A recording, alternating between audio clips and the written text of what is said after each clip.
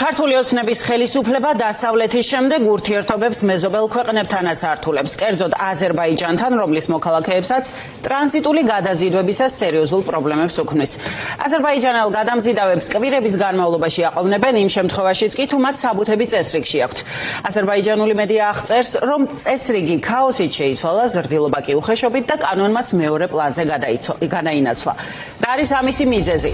აზერბაიჯანელი მძღოლები ახსენებენ ზანგეზურის დერეფანს, ანუ ტრამპის გზად წოდებულ პროექტს, რომელმაც გრძელვადიანი მშვიდობა და სტრატეგიული პარტნიორობა უნდა უზრუნველყოს და რომელმაც განვითარება უნდა მოუტანოს საქართველოსაც როგორც რეგიონის ქვეყანას. აზერბაიჯანული მედია კი გამოთქვამს მოსაზრებებსაც საქართველოს მთავრობაზე რუსეთის შესაძლო გავლენის შესახებ.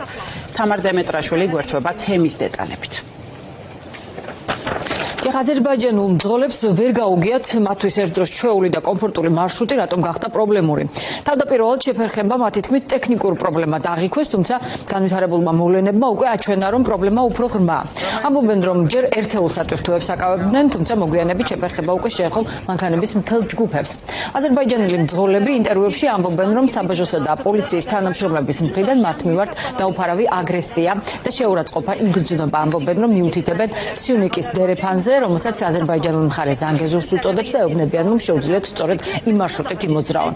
სტატიაში, რომელიც აზერბაიჯანულმა გამოცემამ გაავრცელა, ერთ-ერთ ვერსიად გამოთქმულია ვარაუდი, რომ ეს შეიძლება იყოს მიზანმიმართული ქმედება, რაც ჩრდილოელი მეზობლის ინტერესებშია, რადგან სომხეთ აზერბაიჯანის შეთანხმებაში საკვანძო როლი შეერთებულმა შტატებმა ითამაშა, რუსეთი კი შეჩვეულია იმ აზრს, რომ ეს ტერიტორია მისი გავლენის სფეროა. დოკუმენტები წესრიგში მაქვს, არავითარი საფუძველი არ აქვთ, რომ ამდენი დღე გამაჩერონ. გარდა ამისა, საბაჟოს თანამშრომლები ჩვენთან ურთიერთობაში უხეშობენ.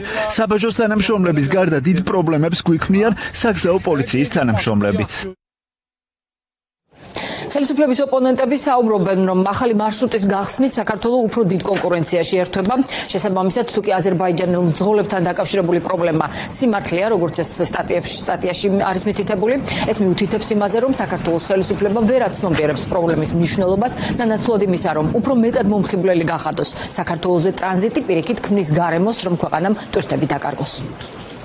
ჩვენ ხედავთ სახელმწიფოს პოლიტიკას, რომელიც ყოველწლიურად წინან წლამდე უფრო და უფრო ართულებს საბაჟო პროცედურებს, ქმნის უფრო მეტ ბიუროკრატიას და არ აქვს არანაირი კოორდინაცია ჩვენს მეზობელ სახელმწიფოებთან იმასთან დაკავშირებით, რომ გამარტივდეს სარკინიგზო გადაზიდვები, საავტომობილო გადაზიდვები არა მარტო აზერბაიჯანთან, არამედ კასპიის ზღვის ქვეყნებთან, ყაზახეთთან, თურქმენეთთან, ცენტრალური აზიის სახელმწიფოებთან. ეს ყველაფერი შეიძლება აჩენდეს გარკვეულ ეჭვს იმისა, რომ ხომ არ არის ხელოვნურად წარმოქმნილი ეს პროცესი და ხო არ უკავშირდება გეოპოლიტიკურ პროცესებს. ჩვენ ხედავთ, რომ ამ ქვეყანას არ აქვს ხმაწყლოვანი პორტი, რომელიც სასიცოცხლოდ მნიშვნელოვანი არის იმისთვის, რომ ჩვენ არ დავკარგოთ ეს სატრანსპორტო ლოჯისტიკური მიმზიდველობა, ჩვენ გვაქვს გაუმართავი რკინიგზა, მათ შორის საგზაო ინფრასტრუქტურაც არ არის იმ ფორმაში, რომელიც აი ამ ცვალებად კონტექსტს მოერგებოდა და ზუსტად ამ პირობებში ჩვენ ხედავთ, რომ ჩნდება ახალი ალტერნატივა ჩვენს რეგიონში, რაც ეკონომიკური კატასტროფის მომასწავლებელი შეიძლება იყოს ჩვენი ქვეყნისათვის.